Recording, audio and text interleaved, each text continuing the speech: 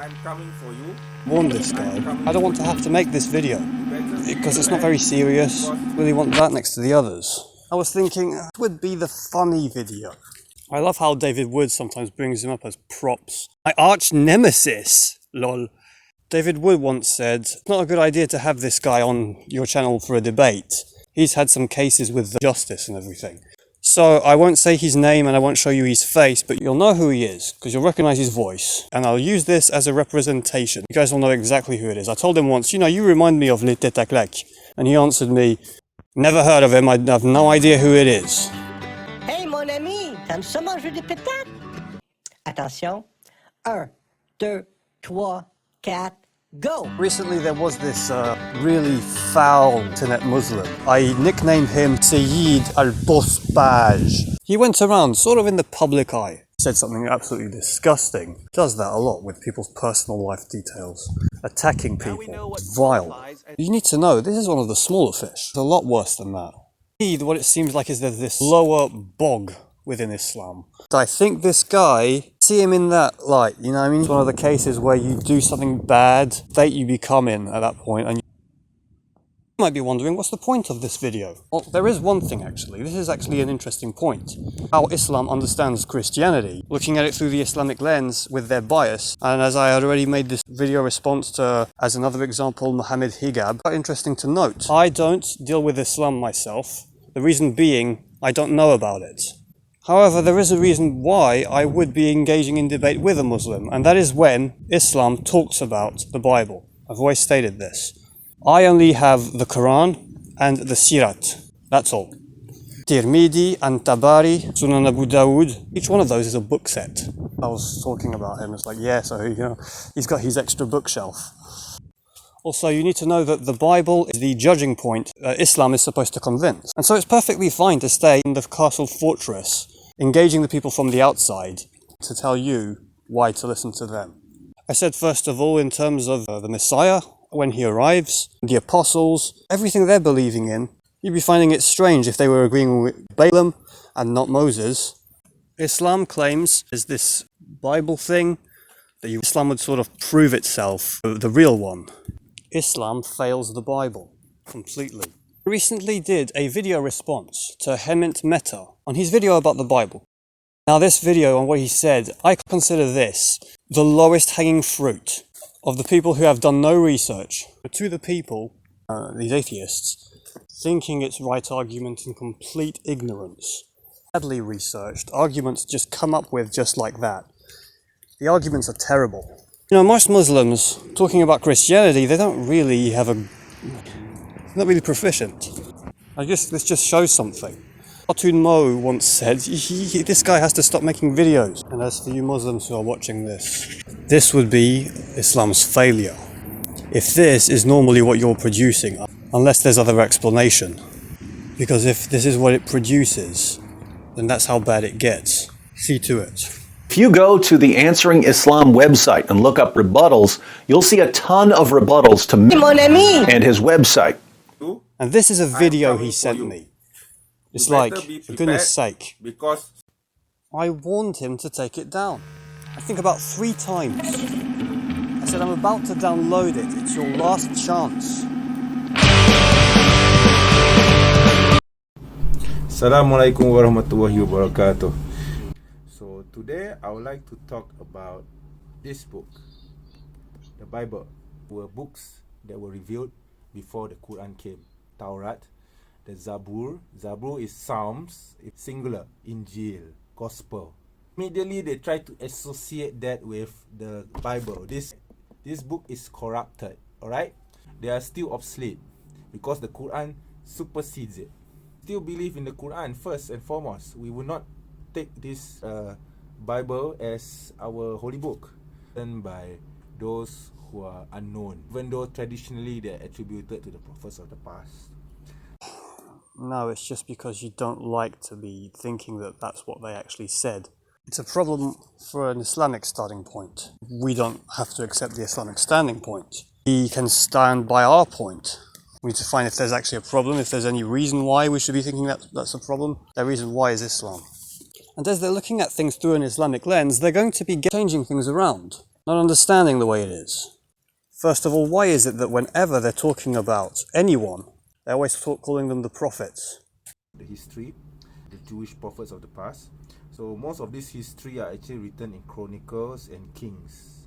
The prophets are very specific people. In general, what we see the prophets as being, and the last prophet in that sense is John the Baptist. Except Jesus can consider him also a prophet, but he, there's a sense in which you can still say, that's the last prophet because it's the last one up to Jesus. Because the prophets, what they are the ones who are talking about Jesus, in terms of the fact that he is arriving.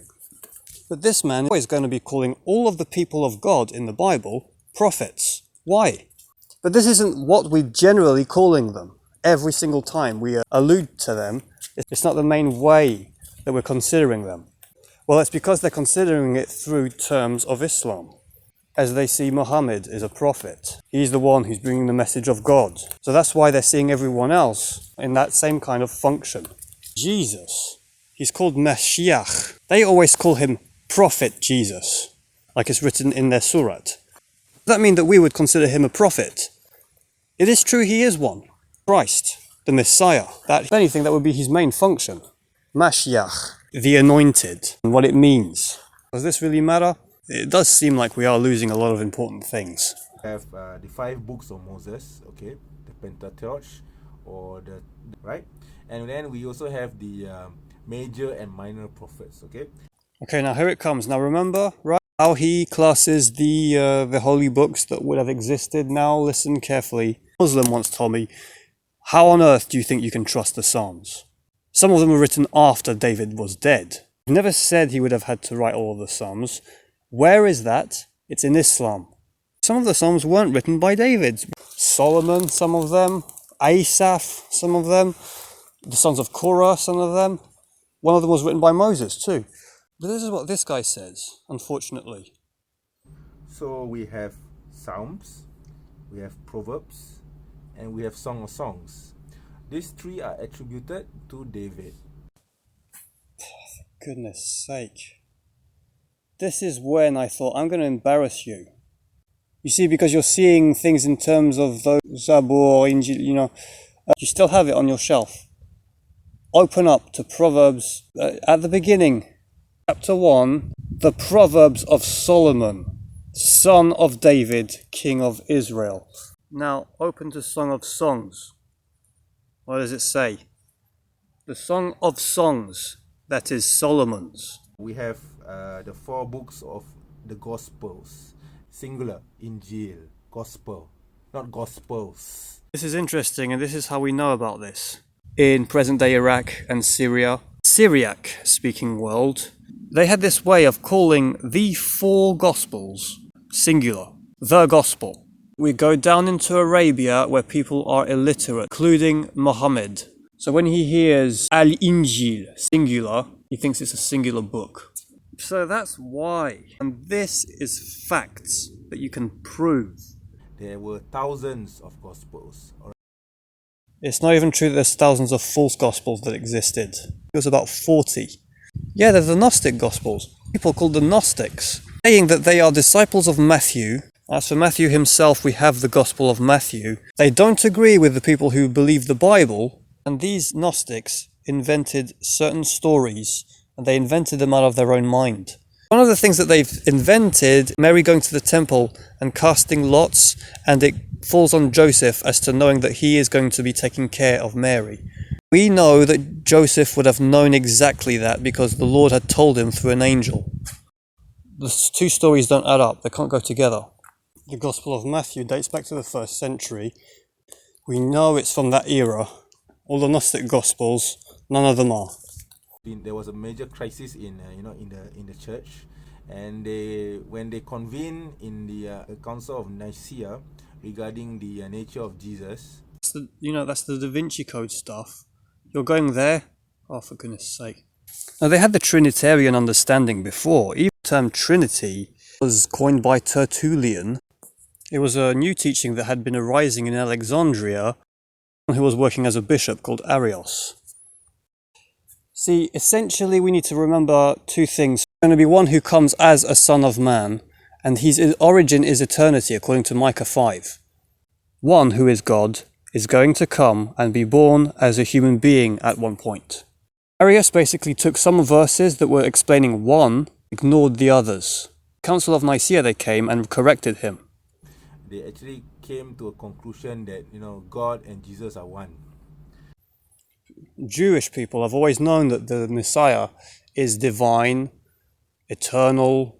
That's why if Jesus is actually claiming to be the Messiah, he's actually claiming to be God. In fact, Eve, it seems, knew about it. And Sam Shamoon showed us this article written by a Jewish woman.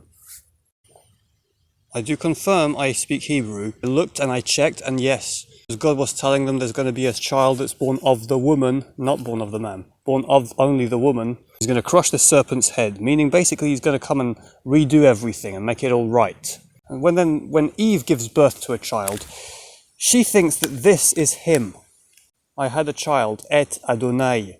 It's not I had a child from the Lord. It is not I had a child with help from the Lord. It is I have had a child. That is the Lord. Decided that they need, a couple of books, all right, to affirm this theology. And because you're probably buying into the same thing Mohammed Hijab is saying. Athanasius, he supposedly had made this short list. These are the books that are going to be the Bible. Okay, well, maybe you can explain something to me.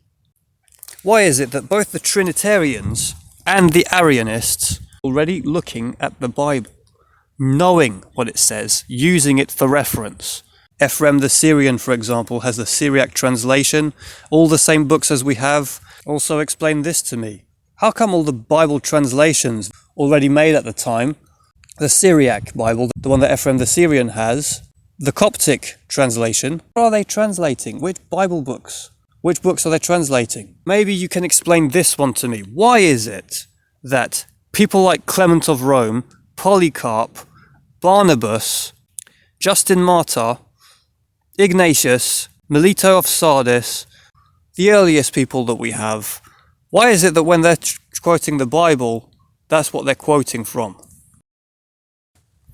Now, these were originally the four Gospels that were accepted. The authors were writing these books and were knowing that they are the Bible. Everyone has understood it that way since the beginning. And we have John, okay, John, not John the Baptist, by the way, but John the so-called apostle. He mentions John the Baptist. Very interesting, because Yahya is the name of John the Baptist, and he's in the Quran.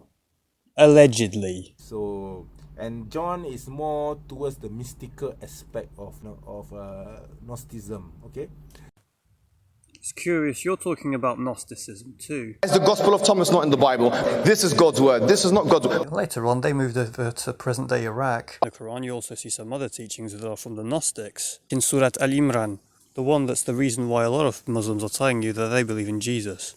Nicene times are the ones who advanced the Trinitarian position, gave those guys the authority to rule all the things that came before. This is something I put in a video called Warning of How a New Religion Starts, because of some of the things I found worrying within the church these days.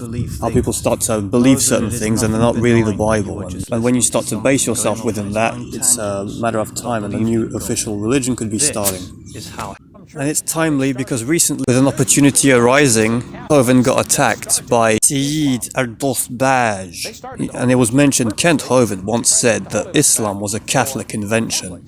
Only in what sense you can say that Arianists are Catholics. They're a heretic form, because a lot of the religious teaching came from Neo-Arianism. It's not random Mohammed Hijab is talking about them. There were other groups like the Monarchianists. There was one who was a relation of Khadija, Muhammad's wife. This shows that there was a text that was discovered in which it was actually referring to a false version of Jesus, calling him Ahmed and Muhammad, which means the praised one. And that text makes up a third of what is in the end product, present Quran.